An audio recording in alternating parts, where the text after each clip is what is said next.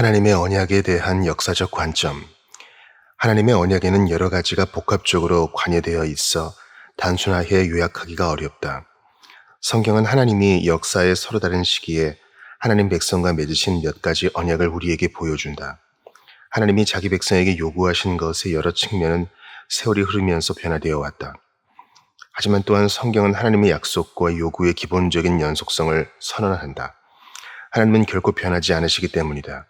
이 연속성과 불연속성을 하나로 종합하고 체계화해 성경에 충실하고 논리적으로 통일된 방식으로 제시하는 것은 쉬운 일이 아니다.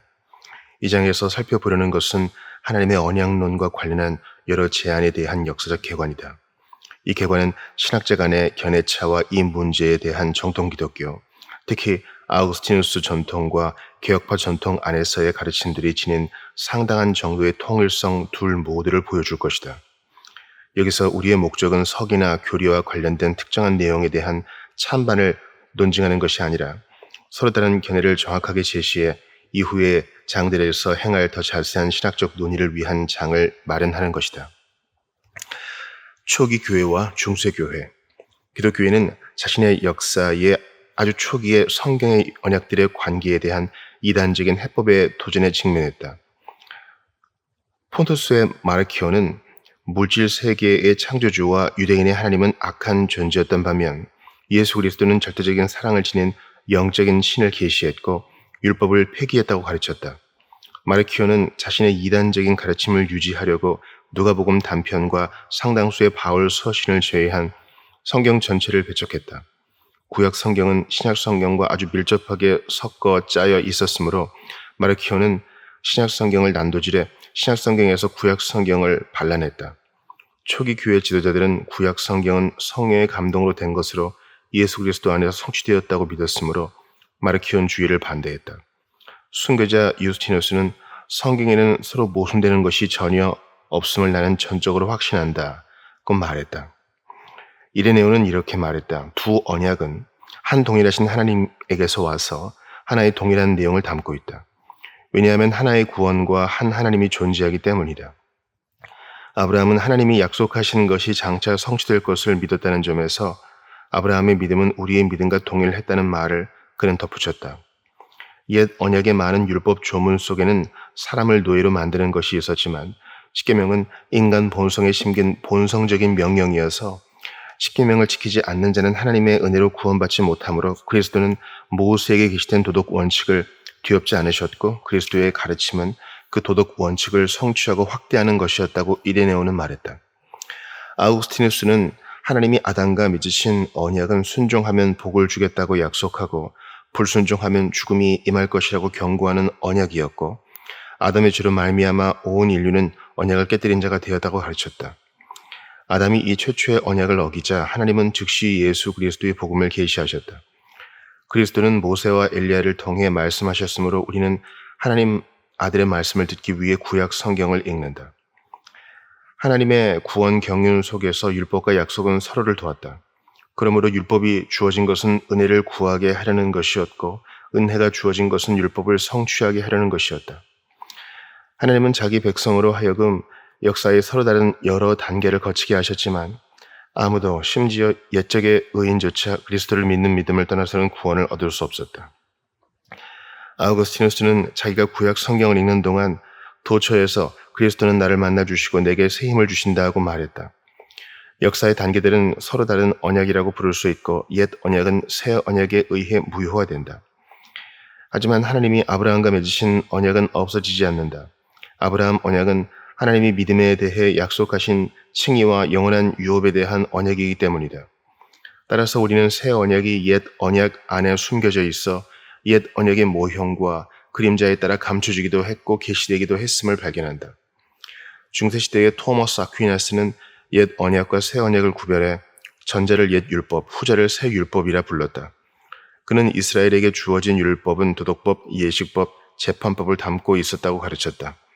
예식법과 재판법 조문은 옛 언약의 이스라엘에게만 구속력이 있지만 도덕법은 하나님이 지으신 인간의 마음에 새겨진 자연법을 반영한 것이므로 온 인류에게 구속력이 있다.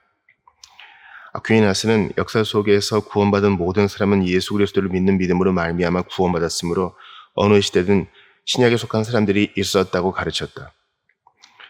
그리고 성령이 그들 안에서 사랑과 영원한 약속에 대한 믿음을 만들어내셨고 그들은 신약의 저자이신 그리스도를 믿는 믿음으로 말미암아 의롭다함을 얻었다고 말했다.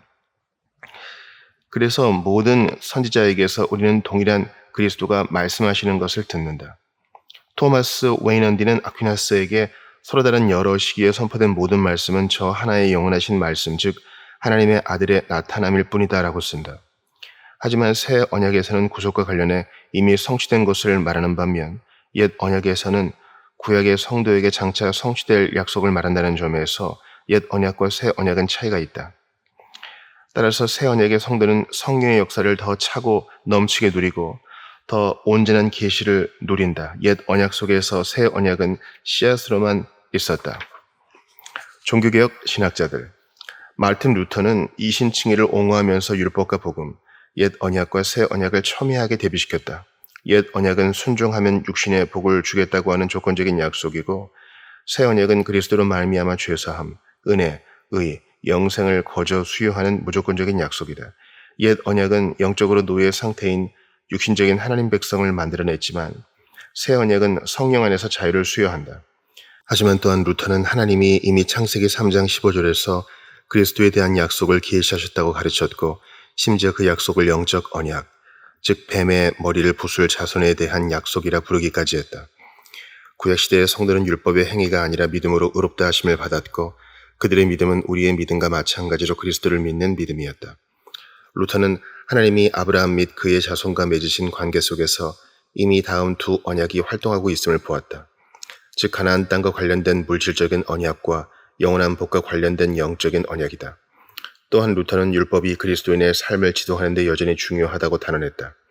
루터는 행위로 말미암아 의롭다함을 받는다는 로마 가톨릭의 가르침에 맞서 복음을 옹호할 때는 절대적이고 단호한 율법, 복음, 이분법을 제시했지만 율법 폐기론에 맞서 글을 쓸 때는 하나님이 율법에 순종하는 것의 중요성을 강조했다.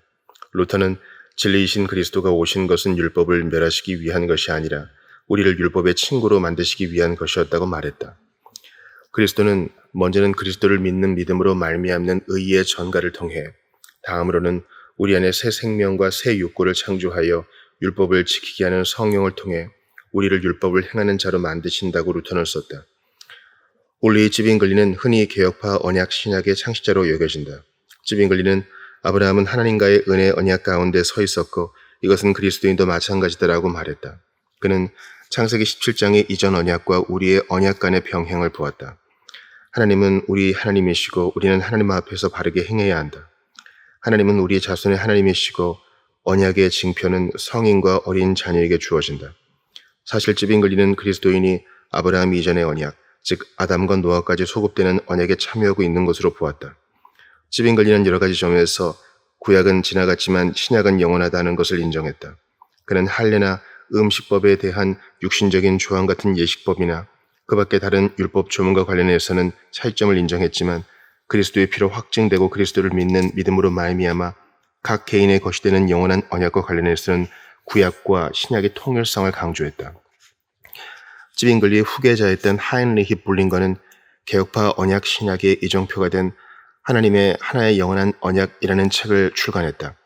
불링거는 찌빙글리와 마찬가지로 그리스도 안에서의 하나님의 영원한 언약의 실체를 창세기 17장에서 발견했다. 할례는 하나님의 영원한 언약의 징표였다. 이 언약은 나는 모든 것에서 부족함이 없는 하나님이다라는 약속과 내 앞에 완전하게 행하라 하는 명령으로 요약된다.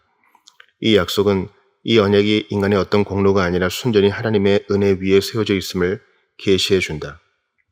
이 언약은 이스라엘의 경우와 마찬가지로 심지어 교회에 속한 위선적이고 악한 부모의 자녀까지 포함한 모든 그리스도인의 자녀에게도 적용되므로 그 자녀도 세례를 받아야 한다. 불링거의 교육은 찌빙글리와 마찬가지로 하나님 아래에서 하나의 의로운 공동체에 속한 서로 구별되지만 분리될 수 없는 두 측면인 교회와 국가로 이루어진 구약의 이스라엘 체제에 따라 쥐리를 개혁하는 것이었다. 불링거는 하나님의 불변의 도덕법인 십계명을 이 공동체의 법으로 삼으려 했다. 그에 따르면 십계명은 모든 지역, 사람, 시대를 규율하기 위해 주어진 참된 의와 모든 미덕의 지극히 절대적이고 영속적인 준칙이었다. 믿음으로 하나님을 붙잡고 거룩함 가운데 행하지 않는 자는 이 언약에서 배제되고 유업을 받지 못하며 배척된다.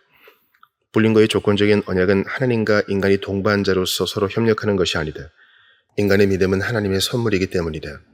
불린거에 따르면 할례는 하나님이 자기와 자기 백성 간의 언약과 우정을 방해하는 모든 것을 성령을 통해 베어 없애겠다는 파괴될 수 없는 약속을 오로지 은혜에 의거해 행하신 것을 의미하는 것이었다. 그것은 은혜 언약이다. 존 칼빈은 모든 시대에 걸친 하나님의 언약의 통일성을 강조했다. 그는 하나님이 창세 이래로 양자를 삼아 자기 백성의 무리 속으로 들어오게 하신 모든 사람은 우리 가운데에서 지금 통용되는 것과 똑같은 율법과 똑같은 교리에 따라 하나님과 언약을 맺은 자였다고 말했다. 그는 하나님이 모든 족장과 맺으신 언약은 우리와 맺으신 언약과 내용과 실체에서 아주 흡사하여 이 둘은 경륜의 방식에서는 서로 다르지만 사실상 하나의 동일한 언약이다라고 썼다. 하나님은 질서, 정해난 계획에 따라 자신의 언약을 경영하셨다고 칼빈은 설명했다. 즉 하나님은 처음으로 아담에게 구원을 계시하셨을 때 그것은 희미한 불꽃처럼 빛났지만 그런 후에 역사가 전개되면서 그 빛은 점점 더 밝아져 마침내 의의 해이신 그리스도는 온 땅을 환히 비추셨다는 것이다. 하지만 새 언약의 밝은 빛은 새로운 것은 아무것도 약속하지 않는다. 새 언약은 유대인의 포로 생활 때문에 무효화되지 않은 언약의 갱신과 확증을 가리킨다. 하나님의 도덕법도 여전히 똑같다. 하나님의 도덕법은 하나님이 자기 형상을 따라 인간을 지으셨을 때 인간의 영 속에 새기신 것이고 십계명을 통해 재확인하신 것이기 때문이다.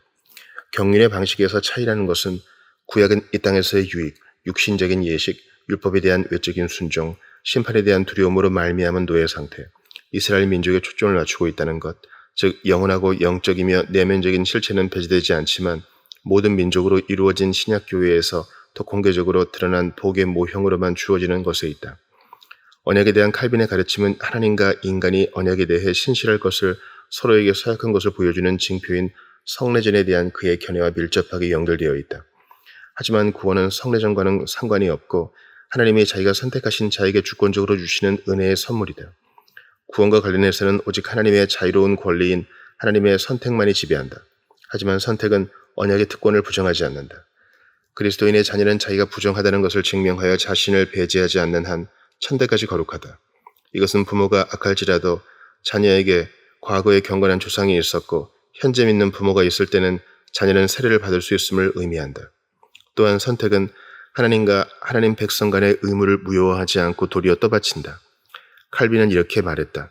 우리는 이제 어떻게 해야 언약을 바르게 지킬 수 있는지 살펴보아야 한다.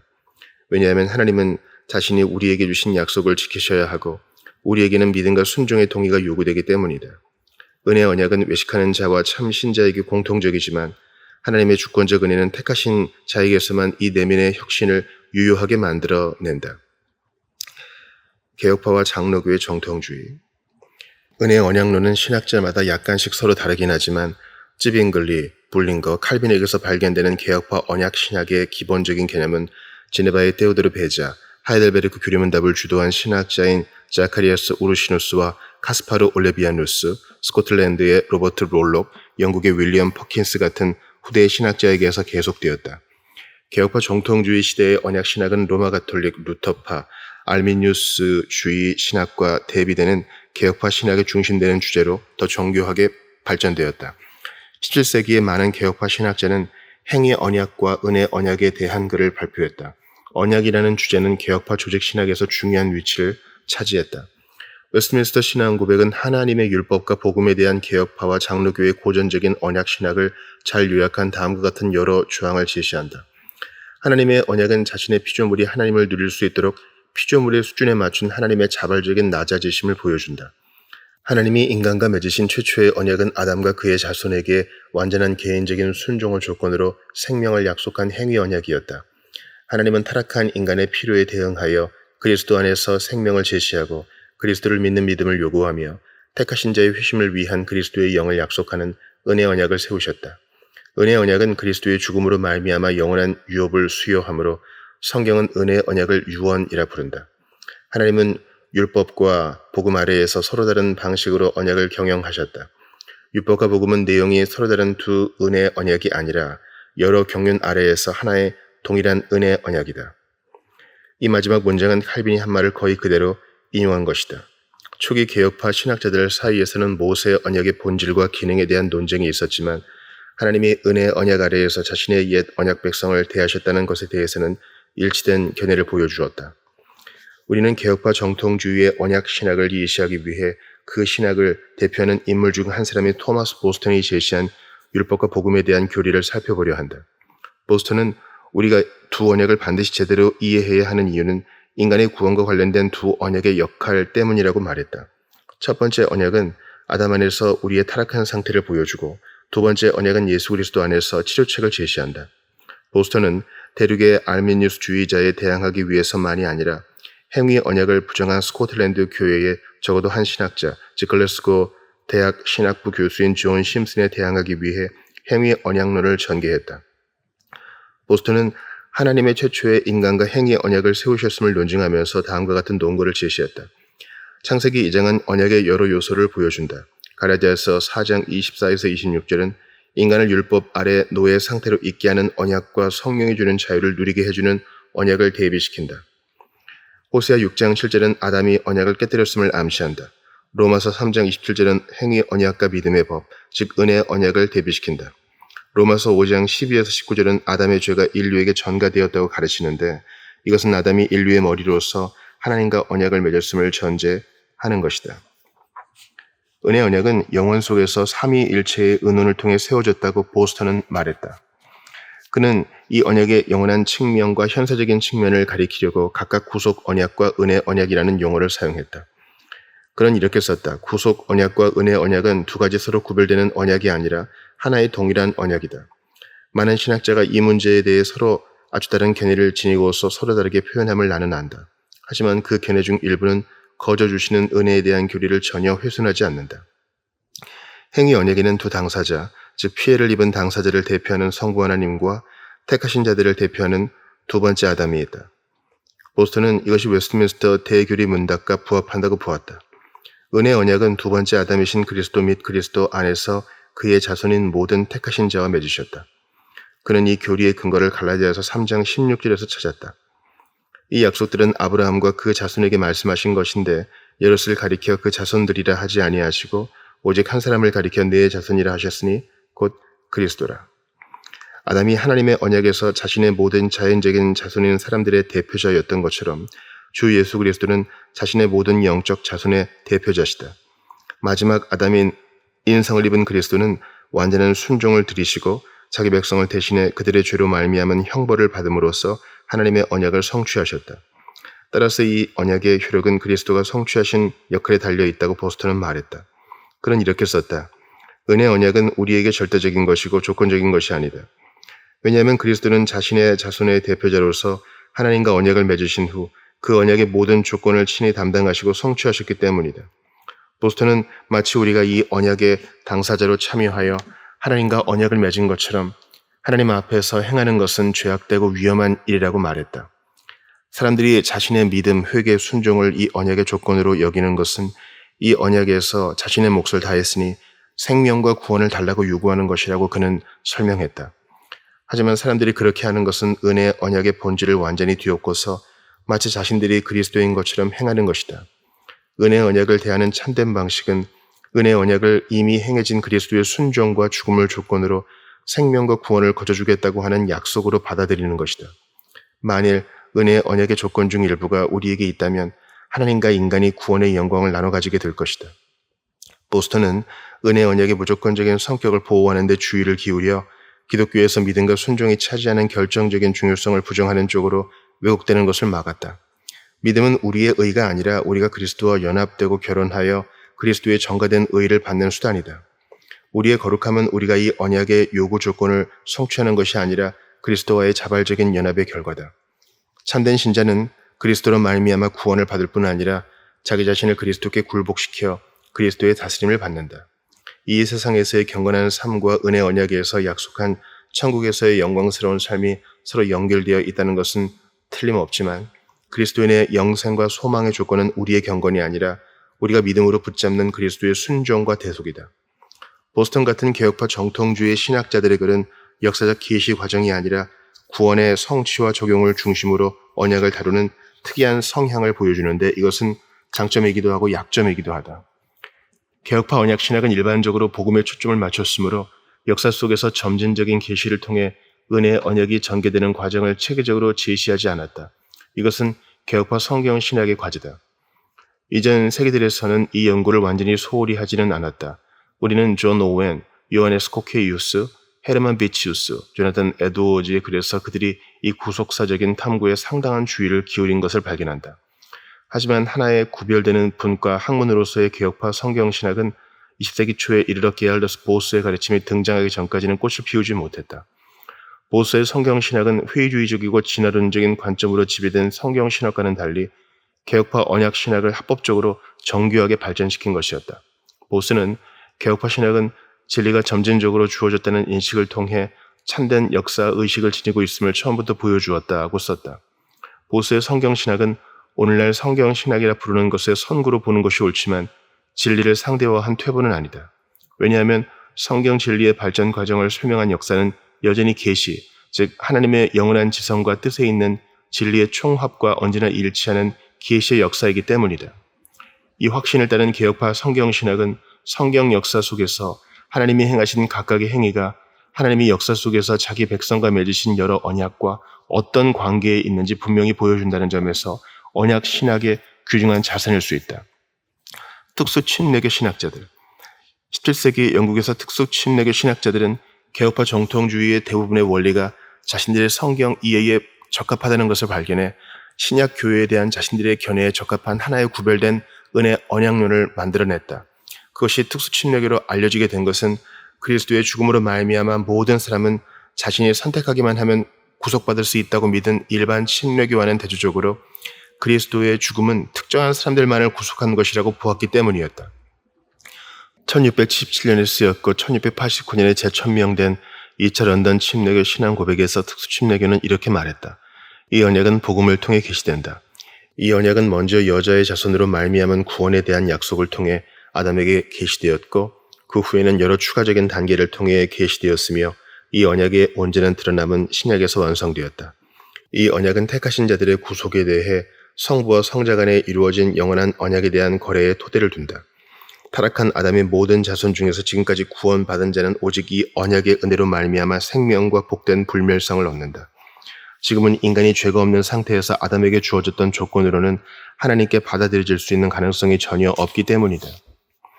장로교의 웨스트민스터 신앙고백과 마찬가지로 2차 런던 침례교 신앙고백에서는 하나님은 성부 하나님과 성자 하나님 간에 이루어진 영원한 언약에 대한 거래에 뿌리를 둔 한 은혜 언약에 따라 역사 전체에 걸쳐 자신의 모든 백성을 구원하신다고 단언한다. 하지만 이 침례교 신앙고백은 웨스트민스터 신앙고백과는 달리 옛 언약과 새 언약이 한 은혜 언약의 두 경륜이라고 말하지는 않는다. 대신에 새 언약에서 완성된 복음의 점진적 계시에 대해 말하고 옛 언약과 새 언약의 관계는 정의하지 않고 남겨둔다. 2차 런던 침례교 신앙 고백의 초기 서명자 중 전부는 아니라도 다수는 특수 침례교 특유의 언약관을 지니고 있었는데 오늘날 일부 신학자는 이 언약관을 1689년의 성향론이라 부른다. 느헤미야 콕스와 벤자민 키치는 아브라함에게 육신적인 자손과 영적인 자손이 있는 것과 마찬가지로 하나님과 아브라함의 관계에도 두 언약이 개입되어 있었다고 가르쳤다. 이 대목에서 그들의 견해는 개혁파 신학보다는 루터의 신학에 더 가까웠다. 아브라함의 육신적인 자손과의 언약인 할례의 언약은 하나님 명령에 대한 순종을 요구하는 행위 언약이었다. 그리고 하나님 명령은 이것을 행하라, 그러면 살리라 는 조건을 지닌 행위 언약으로 주어진 모세율법에 자세하게 나와 있다. 하지만 아브라함의 육신적인 자손과의 언약은 믿는 자에게 주어진 은혜 언약을 무효화하거나 그 효력을 감소시킨 것이 아니라 옛 언약의 외적이고 모형론적인 특징을 통해 은혜 언약의 위대한 목적에 기여하도록 더해진 것이었다고 콕스는 말했다. 키에치가 설명했듯 모세의 율법 언약은 인간은 자신의 행위로 의에 도달할 수 없음을 보여주는 역할을 했다. 율법은 아무도 구원할 수 없었지만 구약 아래 살았던 모든 믿는 자는 그리스도가 장차 세우실 은혜의 언약에 따라 구원받았다. 키에치에 따르면 성경이 약속의 언약들이라고 복수형으로 말하는 것은 그 언약들이 그리스도 안에서의 한 은혜 언약의 여러 계시들이었기 때문이다. 하나님은 영원 속에서 그리스도와 은혜 언약을 맺으셨고 타락 이후에 즉시 인간에게 그 언약을 계시하셨지만 그리스도가 사람으로 오셔서 우리 죄를 위해 죽으시고 죽은 자 가운데서 다시 살아나시기 전에는 그 언약을 제거하고 외적으로 집행하지 않으셨다. 옛 언약 아래에서 은혜 언약은 하나의 약속이었고 새 언약이 완성될 때까지는 온전히 제거된 언약이 아니었기 때문이었다. 초기 침례교 신학자들은 언약에 대해 다양한 견해를 지니고 있었다. 2차 런던 침례교 신앙 고백은 콕스와 키치의 교리를 구체적으로 명시하지 않고 아브라함 언약과 모세 언약에 대한 은혜 언약의 관계를 정의하지 않고 열어놓음으로써 이 신앙 고백서에 서명한 사람들 간의 다양한 견해를 허용했다. 로버트 퍼넬, 존 버년, 18세기의 존 길 같은 그 밖에 다른 칼빈주의적인 침례교 신학자들이 지닌 언약에 대한 견해는 하나의 은혜 언약이 역사의 서로 다른 시기에 서로 다르게 경영되었다고 단언하는 고전적인 개혁파 신학이 더 가까웠다. 하지만 콕스와 키치에게서 태동된 언약과는 하웰 같은 후대의 일부 침례교 신학자의 글에서 계속되어 하웰은 옛 언약과 새 언약의 똑같은 언약의 두 가지 형태가 아니라 서로 다른 두 언약이라고 가르쳤다. 삼위일체 하나님의 위격들 간의 구속에 대한 영원한 언약의 뿌리를 둔 복음은 언제나 같았지만 새 언약은 오직 그리스도의 사역이 완성되었을 때 가시적으로 집행되었다. 근대 자유주의 신학과 신정통주의, 계몽주의의 불신앙의 역사 비평이 교회로 들어오면서 생겨난 근대 자유주의 신학의 회의주의로 말미암아 구약 성경에 대한 믿음이 시들었다. 프리드리 슐라이어마허는 유대교 신앙을 약한 형태의 유일신론으로 여기고 기독교와의 관계에서 모세율법을 이교와 똑같이 취급했다. 또한 구약 성경에는 신약 성경에 있는 영적인 것과 성령의 감동이 결여되어 있다고 보았다. 알브레히트 리첼은 구약 성경은 그 자체로는 아무 권위가 없고 오직 역사적으로 신약 성경의 준비 과정이었다는 점에서만 의미가 있는 것으로 생각했다. 아돌프 하르낙은 구약 성경은 하나님 백성을 위한 위로와 지혜를 담고 있지만 많은 부분이 기독교 신앙이 아니라 종교와 도덕을 가르치므로 구약 성경을 권위 있는 것으로 받아들이는 경우에는 기독교의 자유와 영적인 것을 지속적으로 위태롭게 한다고 말했다. 구약 성경에 대한 모호한 견해와 신약 성경을 사랑의 메시지로 축소한 것이 서로 결합되면서 성경에 대한 자유주의 신학의 접근 방법은 마르키온주의와 근접하게 되었다. 즉 자유주의 신학은 구약 성경의 윤리는 기독교의 아류이고 구약 성경에 기록된 하나님의 구속 역사들은 신화라고 결론을 내렸다.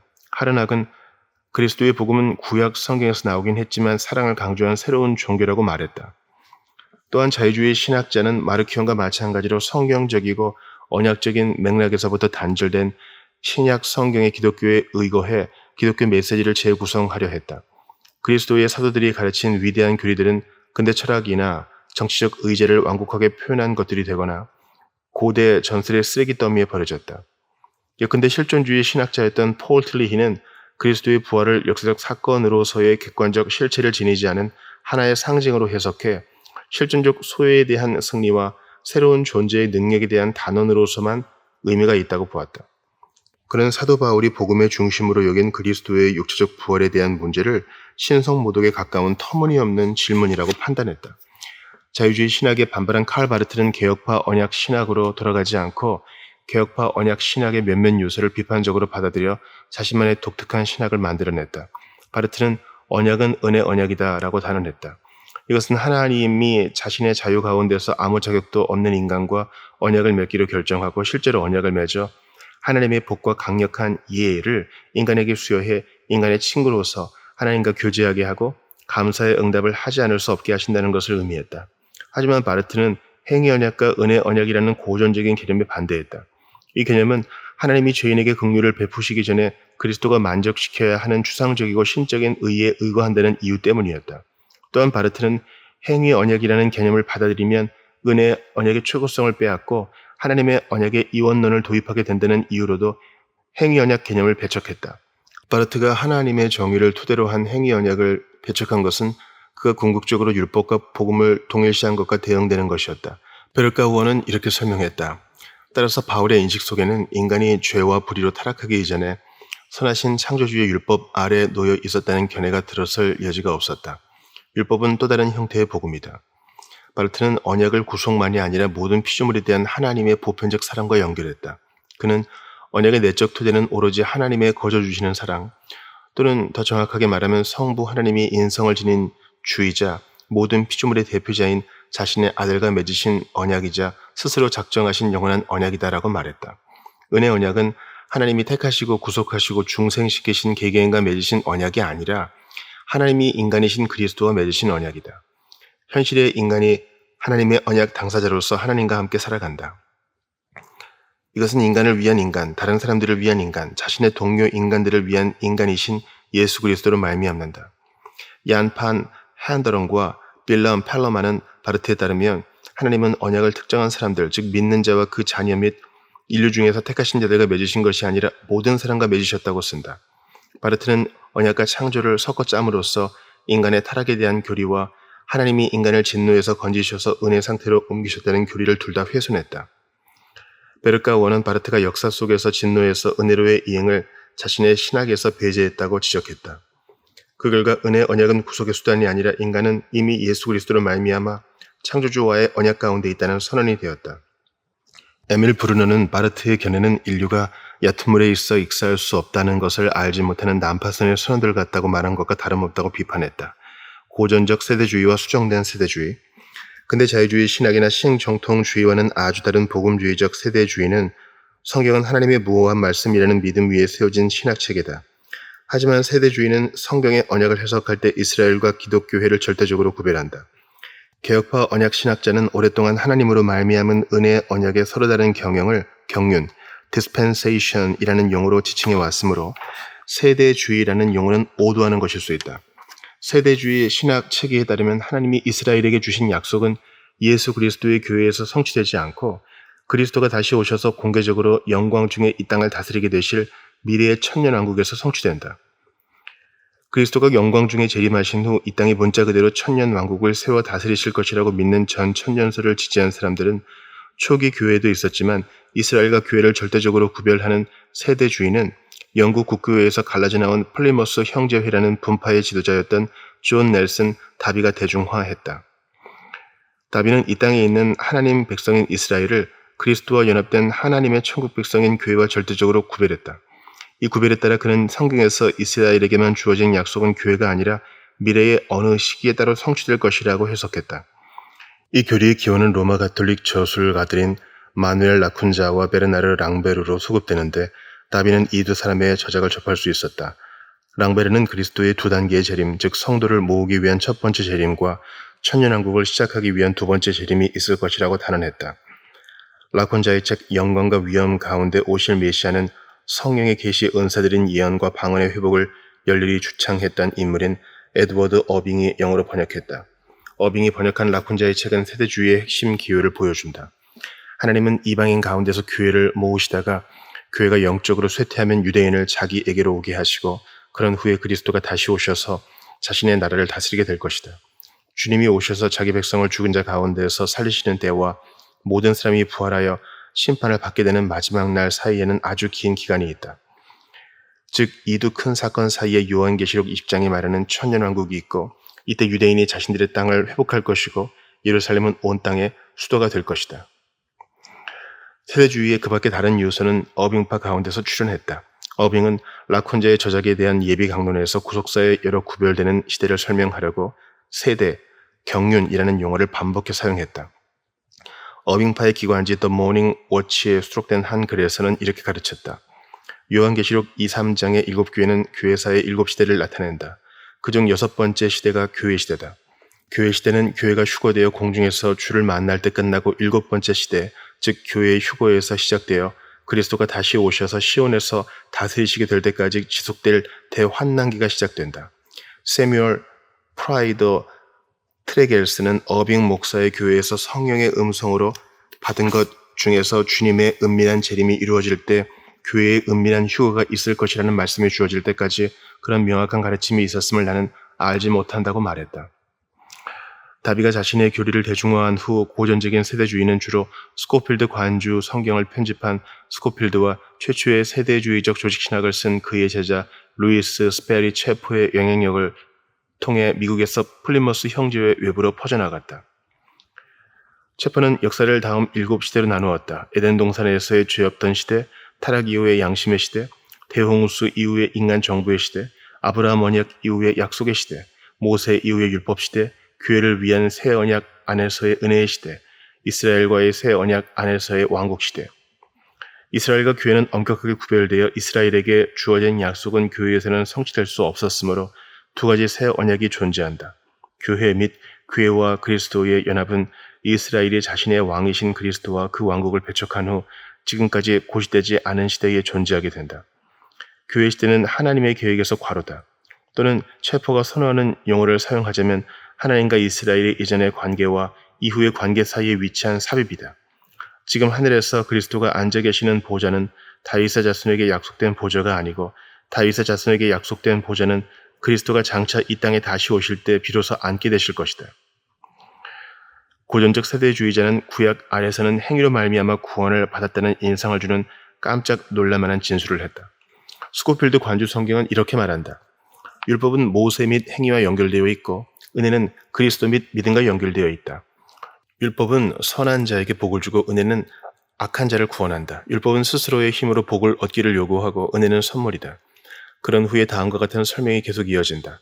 하나의 경륜으로서의 은혜는 그리스도의 죽음과 부활에서 시작된다. 은혜 아래서는 구원의 조건은 이제 더 이상 율법에 대한 순종이 아니라 그리스도를 받아들이는가 배척하는가에 있고 선행은 구원의 열매다. 하지만 또 다른 곳에서 스코필드는 율법은 죄인을 의롭게 하지도 못하고 믿는 자를 거룩하게 하지도 못한다고 주의했다. 이 문제와 관련해 압박을 받자 최포와 스코필드는 율법에 대한 순종으로 말미암아 구원받은 사람이 한 명이라도 있음을 부인했고 구원은 언제나 은혜로 말미암는다고 말했다. 그러나 이 문제에 대한 이들의 진술은 조화시키기가 어렵다. 20세기 중반에 존 월브우드, 드와이트 펜티코스트, 찰스 라이리 같은 세대주의 신학자는 세대와 관련된 입장을 수정해 오직 은혜로 말미암는 구원의 복음을 비롯해 그 밖에 다른 성경적인 가르침과 더 부합하는 것으로 만들었다. 하지만 그런 수정으로 세대주의가 지닌 구별되는 신학 체계로서의 특징이 사라진 것이 아니냐는 의문을 불러일으켰다. 라이리는 세대주의라는 관점이기 위해 절대적으로 필수 불가결한 부분은 세대주의자는 이스라엘과 교회를 구별하여 하나님은 두 백성을 통해 두 가지 서로 구별되는 계획을 이루어 나가신다는 믿음을 견지하는 것이라고 말했다. 따라서 라이리는 이스라엘에게 주어진 새 언약은 오늘날 성취되지 않았다고 말했고 이 핵심적인 구별은 성경에 대한 일관되게 문자적인 해석으로 보호된다고 가르쳤다. 하지만 세대주의자는 통상적으로는 비유법, 모형론, 영적인 적용에 근거해 성경을 해석하다가 특히 이스라엘에 대한 구약 예언을 다룰 때는 문자적 해석을 강조한다. 또한 모든 세대주의자가 동의하는 것은 아니지만 세대주의는 땅에 속한 하나님 백성과 하늘에 속한 하나님 백성을 구별해 두 차원의 성화론, 육신적 기독교 대 승리하는 기독교, 두 차원의 성화론으로 나아가는 경향을 보여준다.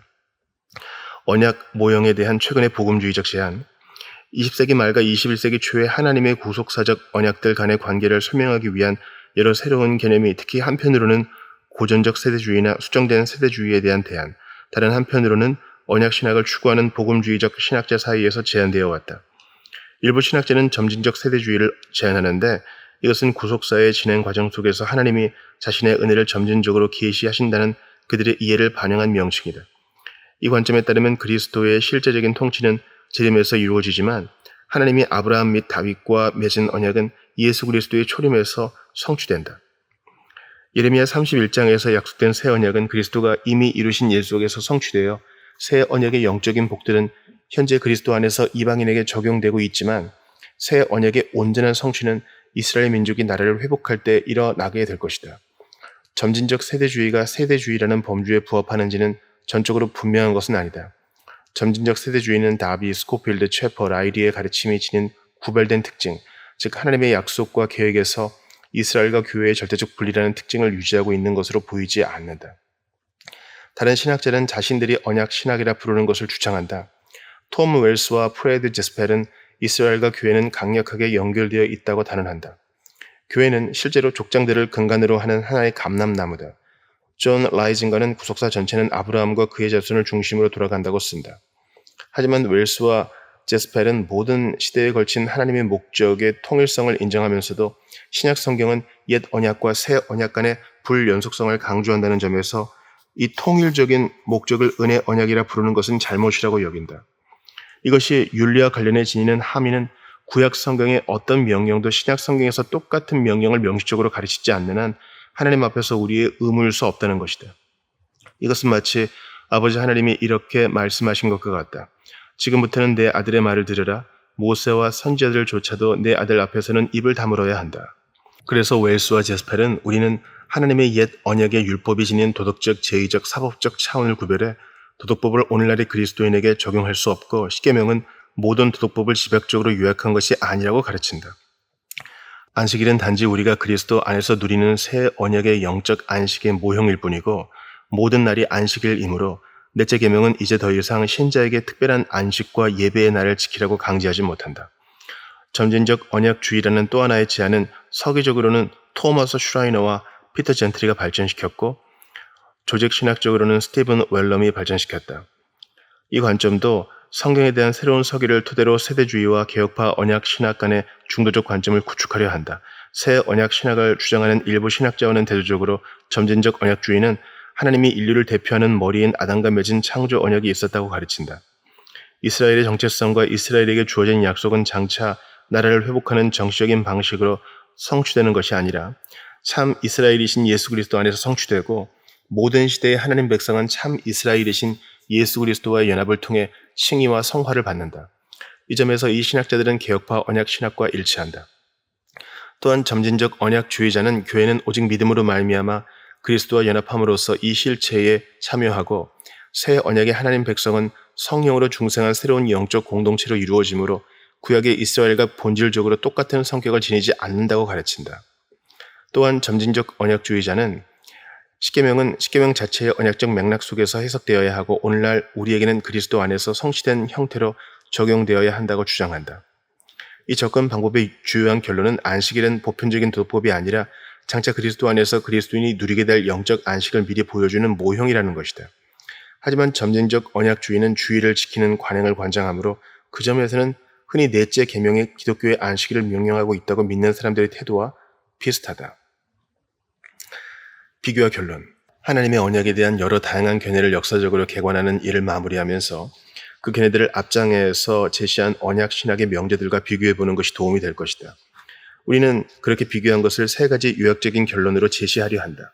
첫째, 개혁파 언약 신학은 하나님의 복음의 영속적인 연속성, 하나님의 복음과 하나님이 아담과 맺은 행위 언약 간의 대비를 가르친다. 마르키온과 근대의 많은 자유주의 신학자는 둘 다 구약 성경을 예수 그리스도의 존경하는 다른 종교라고 여겼다. 또한 고전적 세대주의자는 구약 성도는 그리스도를 믿는 믿음으로 말미암아 은혜에 따라 구원받은 것이 아니라는 취지가 담긴 여러 주장을 했다. 하지만 여러 세기에 걸친 주류 기독교 전통은 그리스도를 모든 구원의 중보자로 단언해왔다. 아담 언약과 관련된 교리는 일찍이 아우구스티누스가 제시했고 특수침례교와 점진적 언약주의자들이 단언해왔다. 행위 언약을 공식적으로 가르치지 않는 다른 복음주의 전통들도 율법과 복음을 구별하고 율법은 이것을 행하라 그러면 살리라고 말함을 시작한다. 둘째, 개혁파 언약 신학은 하나님의 은혜 언약은 하나님의 아들 및 그 아들과 연합된 자들과의 언약이므로 모든 시대에서 하나님의 구원받은 백성은 믿음으로 말미암아 자신들의 언약의 하나님과의 연합을 누려왔다고 단언한다. 달리 말하면 하나님은 자기 아들 및 자기 아들이 택하여 자기에게로 오게 하는 모든 사람과 구원의 언약을 맺으셨다. 점진적 언약주의는 그리스도와의 연합만이 유일한 구원의 길이고 모든 언약의 위대한 약속이라는 것에 동의한다. 바르트는 그리스도 안에서의 구속 언약과 피조 세계 전체에 대한 하나님의 선하심을 혼동해 이 원리를 심각하게 왜곡하여 보편주의로 변질시켰다. 다른 한편으로 고전적 세대주의와 수정된 세대주의는 이스라엘에 대한 하나님의 언약과 섭리를 이 땅에 세워질 이스라엘 나라의 문제로 만들므로써 그리스도와 신약교회 간의 영적 연합을 제안한다. 셋째, 개혁파 언약 신학은 하나님의 은혜 언약의 다양한 경륜을 인정하면서도 이 은혜 언약의 본질적 통일성, 즉 이스라엘에게 주어진 십계명에 요약된 하나님의 도덕법에 순종해야 할 영속적인 의무를 포함한 통일성을 인정한다. 루터 및 특수 침례교도인 콕스와 케이치는 하나님이 타락 이래로 구원의 은혜 언약을 계시했고 보편적인 도덕법의 요약인 십계명을 주셨다고 단언했다. 하지만 그들은 옛 언약과 새 언약 간의 차이가 개혁파 신학자의 견해보다 훨씬 더 크다고 보고 하나님과 아브라함과의 관계 속에서 두 언약을 찾아냈다. 세대주의자와 새 언약 신학자는 역사상의 언약들을 은혜 언약의 경륜들로 보지 않고 그리스도인은 신약 성경에서 명시적으로 명령하는 것 외에는 십계명에 순종할 도덕적 의무를 지지 않는다고 가르친다. 점진적 언약주의는 역사상의 언약들은 하나님의 영원한 계획을 계시하고 집행하는 것이라고 믿는다. 이것은 개혁파의 은혜 언약 개념과 어느 정도 비슷하다. 점진적 언약주의는 사람들에게 십계명 그리고 구약 성경 전체에 순종해야 한다고 말하지만 성경을 전체적으로 보고 오직 그리스도가 의와 지혜에 대한 더 위대한 계시를 통해 율법을 성취하신 것에서 절정에 도달하는 성경 신학에 비추어 그렇게 해야 한다고 말한다. 개혁파 언약 신학과 관련된 모든 문제가 아직 해결된 것은 아니지만 이 문제들 및 이 문제들에서 율법, 복음, 교회와 관련된 것들은 이제 더 분명해져야 한다. 우리는 이후의 장들에서 성경은 뭐라고 말하는가 라는 질문을 다룰 것이다.